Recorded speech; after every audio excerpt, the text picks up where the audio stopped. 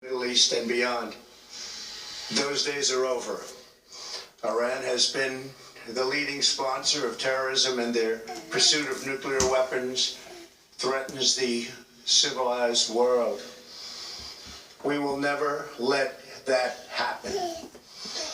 Last week, we took decisive action to stop a ruthless terrorist from threatening American lives.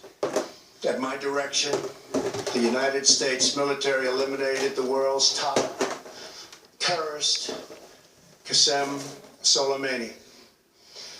As the head of the Quds Force, Soleimani was personally responsible for some of the absolutely worst atrocities. He trained terrorist armies, including Hezbollah, launching terrorist strikes against civilian targets. He fueled bloody civil wars all across the region. He viciously wounded and murdered thousands of U.S. troops, including the planting of roadside bombs that maim and dismember their victims. Soleimani directed the recent attacks on U.S. personnel in Iraq that badly wounded 4 service members and killed 1 American, and he orchestrated the violent assault on the U.S. Embassy in Baghdad. In recent days, he was planning new attacks on American targets, but we stopped him. Soleimani's hands were drenched in both American and Iranian blood. He should have been terminated long ago. By removing Soleimani, we have sent a powerful message to terrorists. If you value your own life, you will not threaten the lives of our people. As we continue to evaluate options in response to Iranian aggression, the United States will immediately impose additional punishing economic sanctions on the Iranian regime. These powerful sanctions will remain until Iran changes its behavior. In recent months alone, Iran has seized ships in international waters, fired an unprovoked strike on Saudi Arabia, and shot down 2 U.S. drones. Iran's hostilities substantially increased after the foolish Iran nuclear deal was signed in 2013, and they were given $150 billion, not to mention $1.8 billion in cash. Instead of saying thank you to the United States, they chanted death to America. In fact, they chanted death to America the day the agreement was signed. Then Iran went on a terror spree, funded by the money from the deal, and created hell in Yemen, Syria, Lebanon, Afghanistan, and Iraq. The missiles fired last night at us and our allies were paid for with the funds made available by the last administration. The regime also greatly tightened the reins on their own country, even recently killing 1,500 people at the many protests that are taking place all throughout Iran. The very defective JCPOA expires shortly anyway and gives Iran a clear and quick path to nuclear breakout. Iran must abandon its nuclear ambitions and end its support for terrorism. The time has come for the United Kingdom, Germany, France, Russia, and China to recognize this reality. They must now break away from the remnants of the Iran deal, or JCPOA. And we must all work together toward making a deal with Iran that makes the world a safer and more peaceful place. We must also make a deal that allows Iran to thrive and prosper and take advantage of its enormous untapped potential. Iran can be a great country.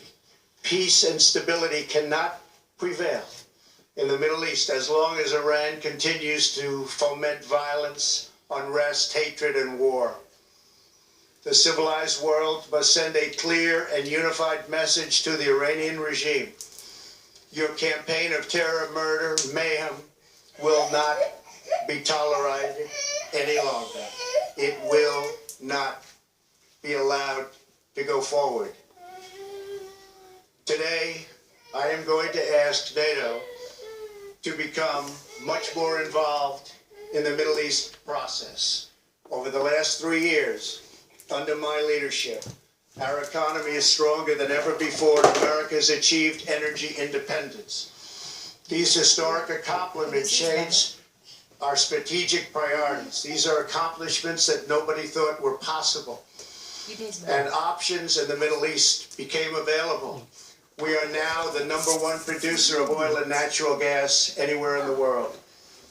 We are independent, and we do not need Middle East oil. The American military has been completely rebuilt under my administration at a cost of $2.5 trillion.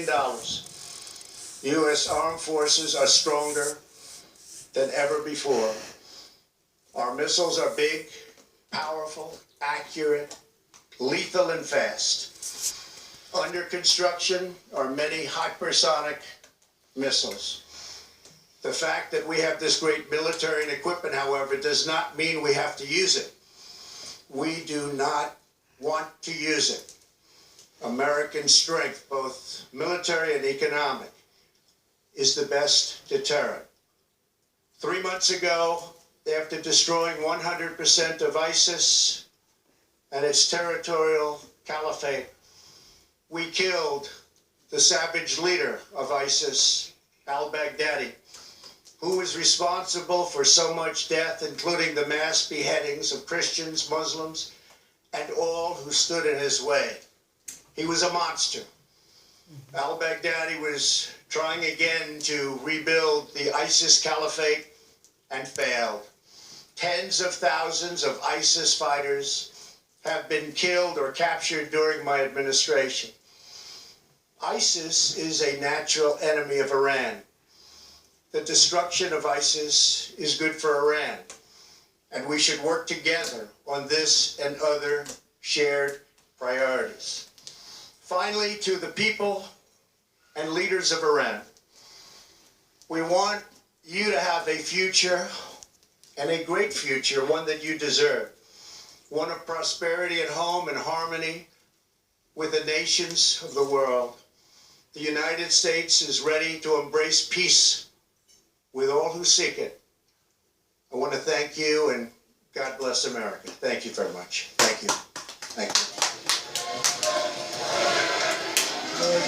No questions. The president, perhaps the most significant moment came before he began his address when he walked to the microphone and said, "As long as I am president, Iran will never have a nuclear weapon." Then he went into his remarks, some of the headlines there. Sanctions remain, additional sanctions to be added on the Iranian government. No Americans, no Iraqis killed in the missile strike from last night. They will work together to make a deal with Iran to make the world a better place. The message from the president a moment ago. And then this, I will ask NATO to get more involved in the Middle East peace process, then referencing America's lack of dependence these days on Middle East oil. So the remarks from the president, we've been waiting, Sandra, now since, well, the early morning hours, and now we have it here from the White House. With his national defense team at his side, national security team at his side, he said the American people should be grateful and happy that there were no American casualties. All soldiers are safe. Minimal damage, he said, sustained at the military bases there in Iraq. John Roberts standing by at the White House. We all listened to that together. The president said Iran appears to be standing down and talked about that early warning system, John, that worked very well to give the U.S. advance notice the attack was coming.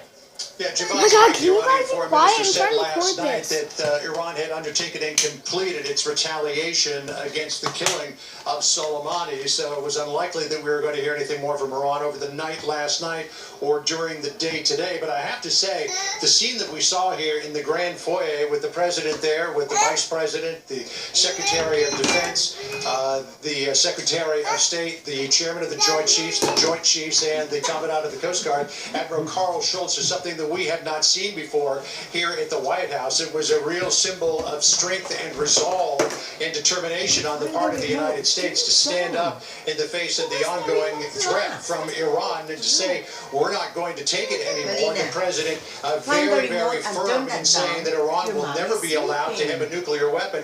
But at the same time, as Jennifer Griffin and I have been talking about all morning, offering Iran a very steep off-ramp to come down from the escalation over the last few weeks. The question ahead is, will Iran take that off-ramp? Will they be open to talks? The Ayatollah, as well as President Rouhani, have said that there will be no talks between Iran and the United States as long as the sanctions remain on and as long as the United States behaves in the way it has been toward Iran, which Iran sees as unfair and affronted, but the United States says is only prudent. So whether Iran is willing to come off of its high horse and come to the negotiating table is a matter of question. But the president clearly offering Iran a way out of this, and with Soleimani gone, Iran's negotiating hand is not as strong as it was before, because you can replace certain leaders, but replacing Soleimani, That's the one they killed. his finger Him. They kill him because he's a bad guy. He wants to kill all Iran was Americans. exporting around that region, and it's difficult to think that anybody could I have don't the wanna same die. influence on that region and among the forces in the region as Nobody he wanna did. die, honey. Perhaps it's possible, but I think now Iran is in a weakened position in terms of why Iran That's why they did not go kill after him. American targets more forcefully last night. Senior administration gonna kill officials a I lot had of a conversation Americans. with last evening, who early on Get said far away from this looks there. like an intentional miss, Release my maybe even a shoes. quote nothing burger, As this one. as this person said, merely designed to save face on the part of Iran, was in part wrapped around this idea the Ayatollah Alright, that's Khamenei enough. is